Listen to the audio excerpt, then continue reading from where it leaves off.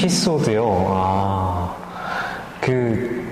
저희가 아무래도 그래도 대민기관이다 보니까, 대공공기관이다 보니까 전화를 받거나 이제 손님들이 오시잖아요.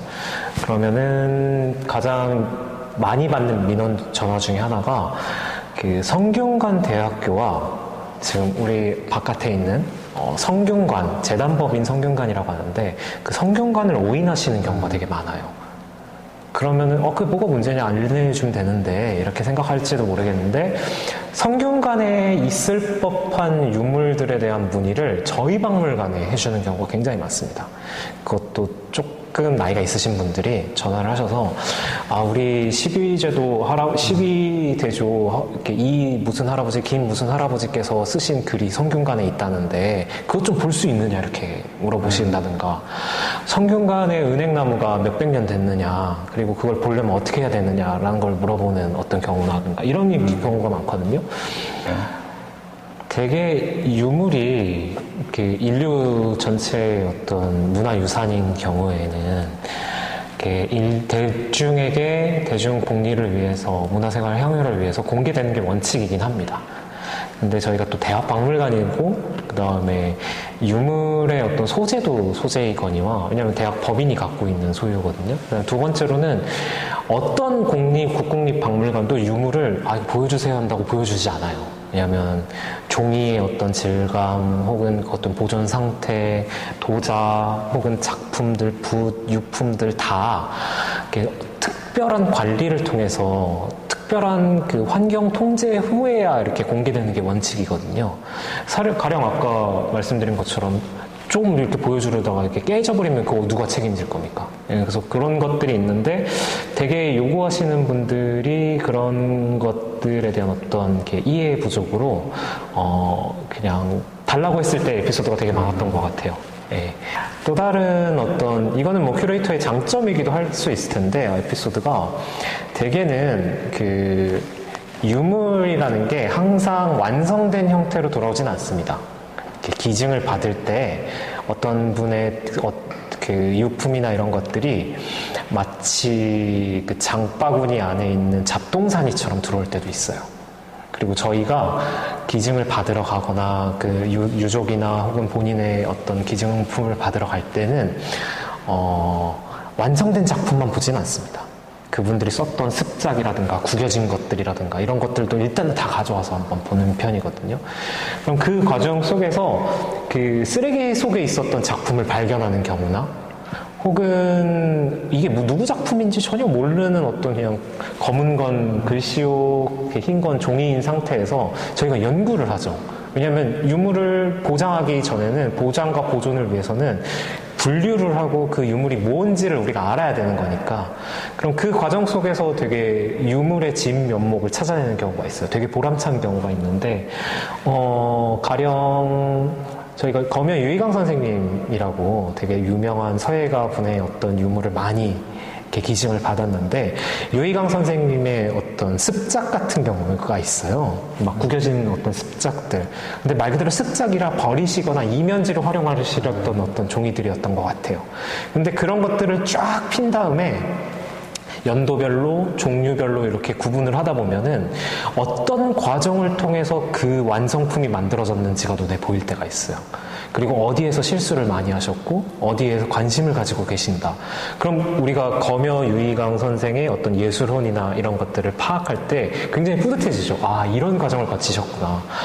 아니면은 묘지명 관련해서도 이 묘지명이 누구 묘지명인지 모르는 경우가 있거든요. 결락이 된다든가 정보가 없다든가. 그러면 저희가 이제 총 출동을 합니다. 관련된 자료를 다 찾아본다든가. 탁본을 정리하는데 이게 출처를 모르겠는 거예요. 이게 어디서 나온 탁본이고 누가 탁을 했고, 이게 도대체 말년은 있고 이렇게 배접으로 돼 있고, 그러다 보니까 이제 펼쳤는데 이게 전체 탁본의 일부분인 거예요. 이게. 그래서 이제 이거를 어떻게 처리를 해야 될까. 어쨌든 다 등록을 해야 되고 이제 명칭을 써야 되기 때문에 관리를 해야 되니까, 관리를 하려고 이제 찾았죠. 이 출처가 뭐고 도대체 이건 무엇인지.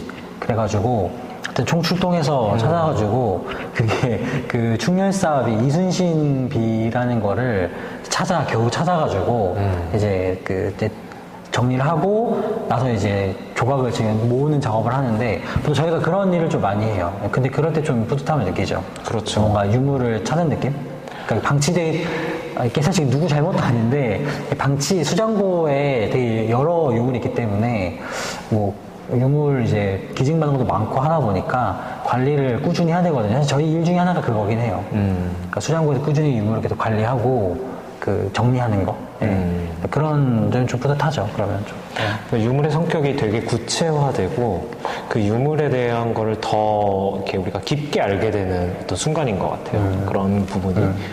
가치를 좀 재발견한 느낌이니까 몰랐던 거를 또 예전에는 또 막 아주 오래전에 구입한 물건인데 보통 이제 구입을 할 때 딸려오는 경우가 있거든요. 그 소품들이 그런 거를 좀 재발견하는 경우도 있고 아까 말했던 것처럼 이제 그런 것들을 좀 이렇게 모아가지고 그 전시 주제에 맞게 잘 배열하면은 또 그게 하나의 또 크리에이션이 되는 거죠. 어떻게 보면. 아까 그 말 지금 하신 말씀 들으니까 또 생각이 나는 게 A라는 유물을 저희가 입수를 했는데 그 A라는 유물과 딸려온 B라는 어떤 도사가 있었어요. 근데 대개는 저희는 A가 되게 귀중할 거라고 생각을 했는데 전문가께 감정을 받아보니까 A는 그냥 어떤 우리들이 먼저 생각했던 그거와 같고 B가 정말 중요했던 작품이었던 거예요. 진짜 몇 없는 어떤 백자 작품이었던 거고. 그래서 그럴 때의 어떤 횡재감? 이런 것도 되게 재밌는 것 같고. 그리고 그거를 이제는 이렇게 어떻게 전시할 건가에 대한 어떤 고민? 이런 것도 되게 있는 것 같아요. 그러니까 결국에는 큐레이터다 보니까 전시에 대한 어떤 유물과 전시, 어떤 그 두 가지의 어떤 축이 있는 것 같습니다. 대학박물관이다 보니까 아무래도 좀 기증유물이 좀 많아요. 그러니까 기증유물 에피소드도 좀 많은데 되게 무수히 많은 기증을 받고 이제 물론 구입도 하지만 사실은 이제 타 박물관 미술관에 비해서 유물 구입비가 되게 그러니까 비용이 재정이 넉넉하게 확보되지는 않았거든요. 그렇기 때문에 그 대학박물관은 대부분 다 기증유물로 구성이 되거든요. 근데 애초에 대학박물관이 설립될 때 박물관이 있어야 종합대학으로 인정받기 때문에 유물이 있어야 되잖아요. 그러니까 아무래도 학교 구성원들이 이제 기증을 해가지고 그걸로 초창기 시작하는 경우가 많기 때문에 대학박물관 자체가 기증유물이 많거든요. 근데 그 기증받은 유물 이제 받을 때는 이제 막 받죠. 받고 이제 거기서 이제 전시할 만한 거를 추려가지고 유물을 관리하고 정리하면서 이거 되게 이걸로 해야겠다, 이거 재밌겠다, 이게 되게 의미가 있다 이렇게 나가고 나서 이제 몇 번의 전시를 나가고 난 다음에 좀 이렇게 잘 보관된 그런 유물들을 또 뒤지다 보면은 그러니까 그때는 아니었는데 지금은 좀 이거 괜찮은 유물이다 꺼내는 경우가 많아서 기증 유물이 되게 많기 때문에 관련된 전시도 그렇고 에피소드도 그렇고 되게 많았던 것 같아요. 그게 대학 박물관만의 좀 특징인 것 같아요. 기증 유물을 받을 때 그 기증하신 분들이 유물의 가치를 100% 알고 수집하시지 않으세요.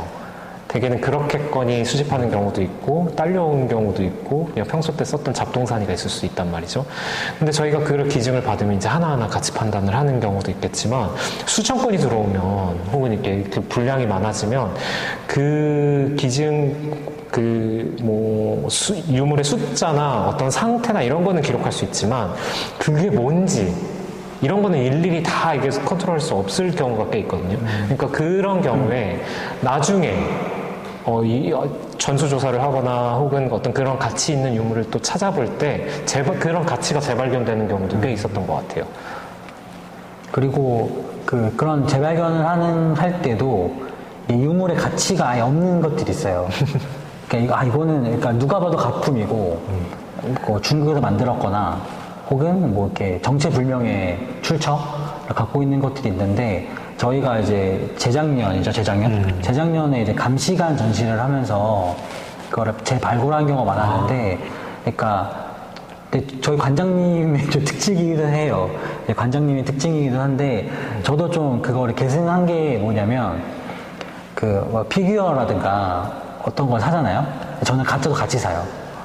그래서 진짜와 가짜를 두고 한번 보는 거죠. 이게 얼마나 잘 만들었는지도 중요한데 가짜를 또 보고 진짜를 보는 것도 되게 중요하기 때문에 뭐 그런 점도 있는데 그게 이걸 왜 말씀드리냐면은 물론 저희가 이제 관장님도 그렇고 저희도 약간 공통적으로 좀 지향하는 것도 있지만 한편으로는 이게 대학 박물관이기 때문에 가능한 거예요. 이게 제가 생각할 때는 대학 박물관이기 때문에 가짜와 진짜를 나란히 전시해 놓고 뭐가 진짜인지 맞춰보세요라든가 가짜이지만 되게 의미 있는 것들이 있거든요. 그 가짜, 그러니까 뭐 원래 태생부터 가짜로 위작으로 만들었던 건지 아니면 내가 모방을 하거나 이제 임모를 했는데 누군가가 평가를 내가 기가 막히게 잘 똑같이 베껴서 누군가 오해해가지고 써서 가짜가 된 건지 그런 게 있기 때문에 이건 대학박물관이 좀 할 수 있는 좀 전시의 자율성이라고 해야 되나? 그게 좀 있는 것 같아요. 그래서 좀 다른 기관보다는 대학박물관이 좀 더 그런 자율성이 좀 보장되지 않나. 그게 특징인 것 같고 그러니까 기준 유물과 그런 전시의 주제의 자율성, 유물 배치의 자율성이 대학박물관에 있는 것 같아요. 네, 저희가 큐레이터다 보니까 출장 전시를 하는 경우가 있어요. 그래서 얼마 전에는 성균관대학교 아동학과에서 무슨 학과랑 무슨 기념 졸업 전시였나요? 졸업 전시였던 것 같아요. 네. 몇 주년 해가지고 했던 것 같아요. 맞아요. 50주년인가? 네. 하여튼 아동학과 저희가 여러분 모르시겠지만 경영관에 갤러리가 있어요. 그 갤러리에서 이제 전시를 한다 그래가지고 가서 열심히 했는데 도서 전시였거든요. 도서 전시여가지고 저희 갖고 있는 조명이랑 온갖 저희 쓰는 공구들 다 가져가가지고 전시를 예쁘게 해준 경우가 있기 때문에 네, 원하신다면 전시를 하신다면 네, 간략한 견적만 주시면 네, 최선을 다해서 해드리겠습니다. 하여튼 좀 그런 재밌는 일이 있었네요. 도와주기도 하고. 아동학과 책을 전시하는 거였는데 책 전시가 쉽지가 않아요. 왜냐하면 평면이다 보니까 관람객들이 보는 각도가 일정하게 정해져 있습니다. 책 여기 평면 깔아놓거나 붙여놓거나 각도를 해서 세워놓거나 이거밖에 할 수가 있는 부분이 없거든요. 그리고 책들이 다 도화책이었기 때문에 어떻게 강조점을 줄 만한 것도 그렇게 많지 않았어요. 근데 어떻게 하냐라는 거 했을 때 보통 유물이 한정되어 있다면 공간과 빛을 이렇게 뒤틀고 동선을 꼬고 그다음에 구성을 달리하고 하는 형식으로 관람객들이 이게 단조롭지 않구나 라는 거를 만들어내는데 되게 좀 노력을 가했던 것 같아요.